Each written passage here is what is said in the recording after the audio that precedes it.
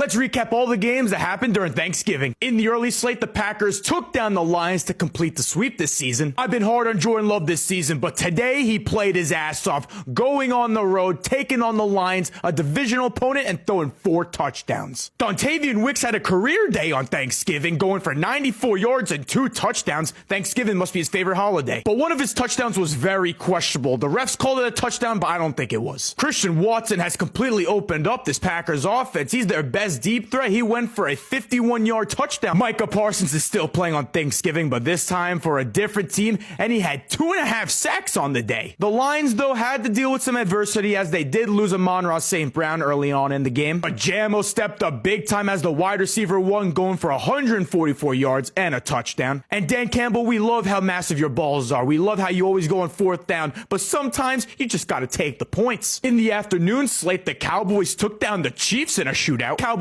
offense once again went crazy today, specifically their big three of Dak Prescott throwing for 320 yards and 2 touchdowns. CeeDee Lamb had a big day going for 112 yards and a touchdown. And George Pickens made some crucial catches when they needed it most, going for 88 yards. This man's been a superstar since joining the Cowboys. Jadeveon Clowney also turned back the clock as he had 2 sacks on Patrick Mahomes. And also a special shout out to Malik Davis, who ran for a 43-yard touchdown in the second quarter of the game. But the Chiefs this year just having a hard time stringing together wins. Patrick Mahomes didn't really turn it up until the 4th quarter, and when I say he turned it up, this guy was playing like Superman in the 4th. As Chris Collinsworth would say, those are some of the craziest throws I've ever seen. Rashee Rice also had a great day alongside Mahomes, going for 92 yards and 2 touchdowns. And in the night slate, the Bengals whooped the Ravens. The return of Joe Burrow was better than expected. This guy did not lose a step at all. He was throwing darts all over the field. He had 2 touchdowns. His connection with Chase is still at its best. But the real story of this game was the Bengals defense committing 5 turnovers on the Ravens offense. Lamar Jackson committed 3 total turnovers. I don't know what's been going on with Lamar. He's been playing like straight trash these past 4 weeks. I don't know if the injuries are affecting his play, but he's been terrible. Isaiah Likely fumbled into the end zone, so that wiped a touchdown off the board. I guess Isaiah Likely and red zone just doesn't go together. Zay Flowers had a terrible day, only going for 2 catches and 6 yards, and with the cherry on top, he fumbled. Though he did catch a huge touchdown, could have had a big day, but it was wiped off due to an offensive pass interference. And with the Ravens loss tonight, the Pittsburgh Steelers officially take over as the top team in the AFC North.